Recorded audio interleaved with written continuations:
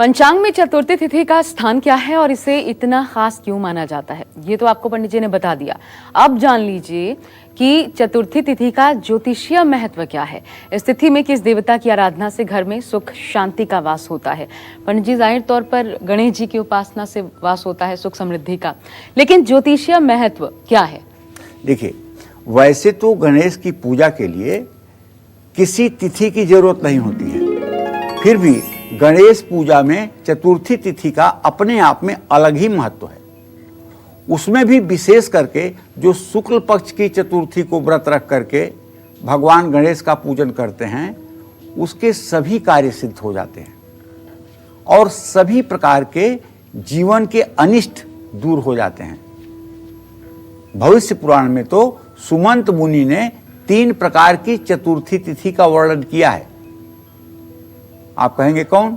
तो पहली है शिवा, दूसरी है शांता और तीसरी है सुखा। इसका विस्तृत वर्णन इस प्रकार है।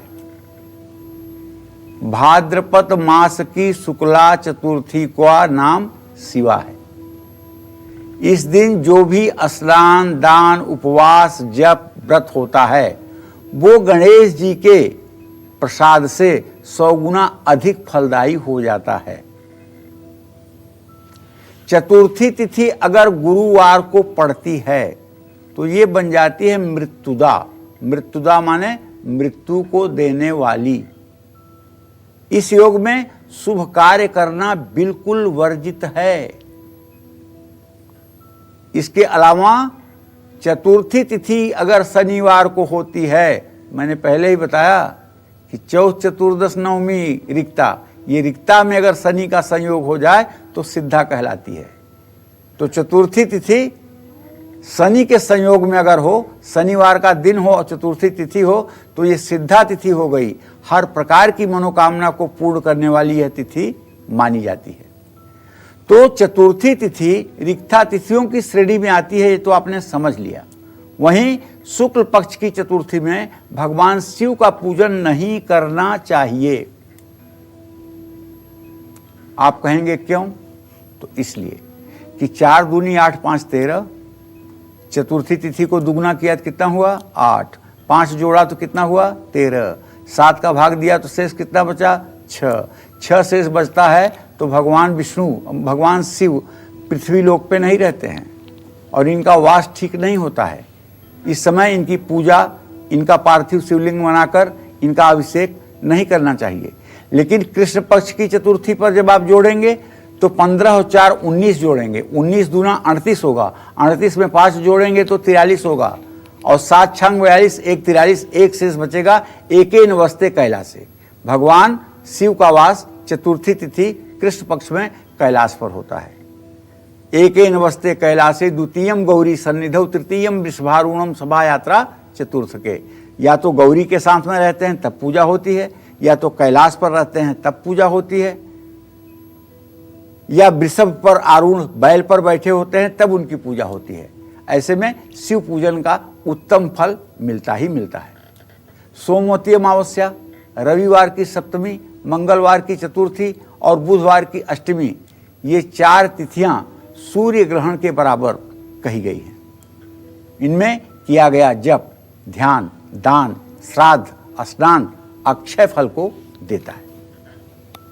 ज्योतिष में चतुर्थी तिथि में जन्मे लोगों का व्यक्तित्व और भविष्य कैसा रहता है ये हम आपको बताएंगे बस थोड़ी देर में। वैसे मैं भी चतुर्थी तिथि का पैदा हुआ हूँ, आप मुझे देख करके कुछ तब तक अनुमान लगाते रहिए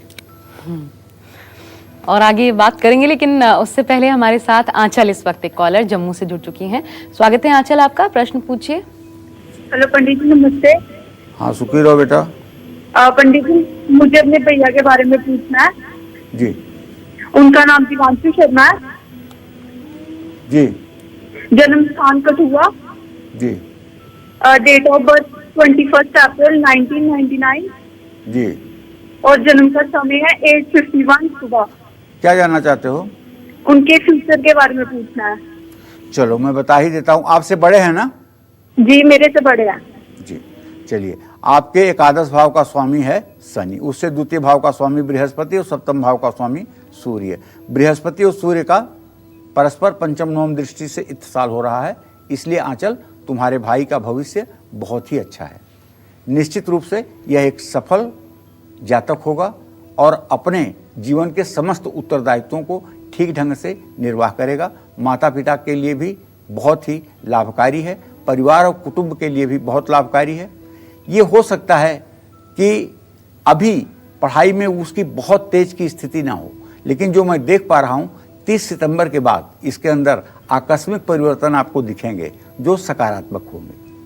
अब शुक्ल पक्ष में या कृष्ण पक्ष में चतुर्थी का व्रत क्या हर पक्ष में किया जा सकता है?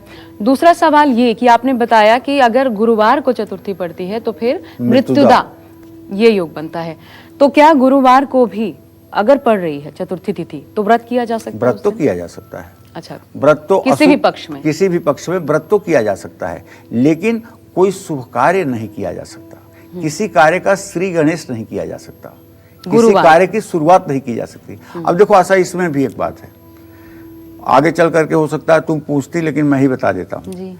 जो चौथ, चतुर्दश, नवमी ये 3 तिथियों को रिक्ता तिथि कहा गया है ना, तो इसमें एक तिथि चतुर्थी जो है ये तो भगवान गणेश को प्रिय हो गई, लेकिन नवमी और चतुर्दशी जो है ये गणेश की मां पार्वती को प्रिय है।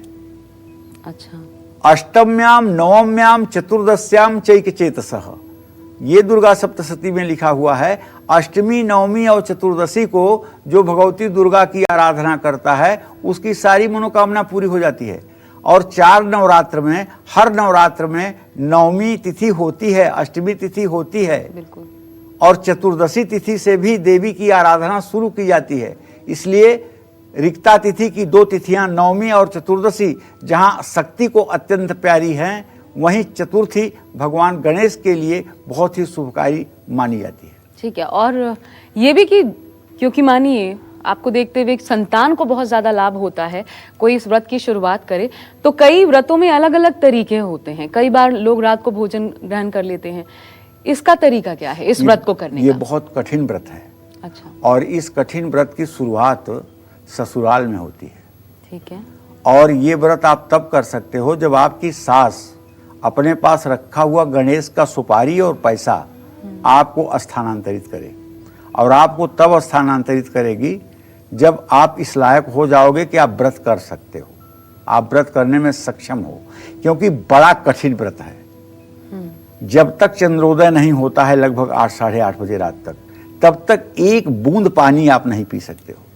अच्छा। और उसके बाद निर्जला, हाँ, एक थाली में बढ़िया गणेश जी की मूर्ति रख करके बढ़िया षोडशोपचार पूजन करके अमरूद, केला, ऋतु फल, शकरकंद, इन सब चीज़ों का भोग लगा करके, काला तिल और गुड़ की मतलब कि मिठाई का भोग लगा करके गणेश की पूजा होती है। और उसके बाद व्रत करने वाली जो महिला होती है थोड़ा सा कुछ स्वल्पाहार, फलाहार लेकर के रात्रि अपना बिताती है, फिर दूसरे दिन वो नित्य क्रिया करके तब भोजन वगैरह ग्रहण करती है। बहुत कठिन है, और कठिन ही नहीं है, बहुत ही मनोकामना को पूरी करने वाली है। मैं एक विषय में तो अपना अनुभव बता रहा हूं, और बाकी बातें तो किताब की हैं। एक मेरा अनुभव है, अगर कोई महिला गणेश चतुर्थी का व्रत करती है तो उसके बेटे को सूरज की तरह चमकने से कोई रोक नहीं सकता। ये मेरा चैलेंज है, क्योंकि भगवान गणेश ये बुद्धि के अग्रगण्य देवता है, और इनकी उपासना से कार्यक्रम में मैं बताता हूं कि गणेश अथर्व शीर्ष का पाठ करो। गणेश अथर्व शीर्ष का पाठ करने से जो आपको फल प्राप्त होगा उसका 10 गुना फल जो है चतुर्थी तिथि का व्रत करने से प्राप्त होगा। तो इसलिए उन महिलाओं को तो जरूर गणेश चतुर्थी का व्रत करना चाहिए जो अपने बेटी बेटे की ऊंचाई देखना चाहते हो, जो अपने बेटी बेटे को सफलता के आखिरी मुकाम पर देखना चाहते हो, जरूर करना चाहिए। तो जब इतने कठिन तब की कोई शुरुआत करे तो मांगा भी जा सकता है कि जो वो देखो ऐसा है ना कि सही कह रही हो, कुछ लोग ऐसे हैं, अरे भगवान से क्या कहूँ, भगवान तो सब जानते हैं, भगवान से क्यों मांगूं, भगवान तो सब जानते हैं, मेरा काम है भगवान के यहाँ आ गए हो गया। लेकिन नहीं, भगवान ने जिसको भी वरदान दिया है उसको कहा है कि मांगो क्या मांगना चाहते हो। भगवान ने अगर किसी की मदद किया है तो बिना पुकारे किसी की मदद नहीं की है। चाहे द्रौपदी का चीर हरण रहा हो, चाहे गजग्राह की लड़ाई रही हो, जब तक पुकारा नहीं है किसी ने तब तक वो गए नहीं। नहीं, मैं इसलिए भी पूछ रही हूँ पंडित जी, आपने कहा जैसे सुपारी देंगी जब हाँ, आपकी सास, हाँ। तभी आप इसकी शुरुआत कर हाँ। तो आप उसे मांग भी सकते हैं कि अब मुझे करना है अगर व्रत। हाँ, तो मांग आप- सकते हो, मांग सकते हो। तब तो वो ऐसी सास तो बहुत भाग्यशाली होगी जिसकी बहू व्रत करने के लिए खुद से मांगे। क्योंकि ये अत्यंत लाभकारी है, इसलिए थोड़ा सा ये प्रश्न में जाती थी, आप जी। इस पर विस्तार से प्रकाश डालिए। बहरहाल, तो अगर ये व्रत आपको करना है, कैसे करना है, पंडित जी ने आपको नियम बता दिए हैं, किस निष्ठा से करना है ये भी आपको पता है, लेकिन पूरी तरीके से निर्णय आप ही का होता है। बहरहाल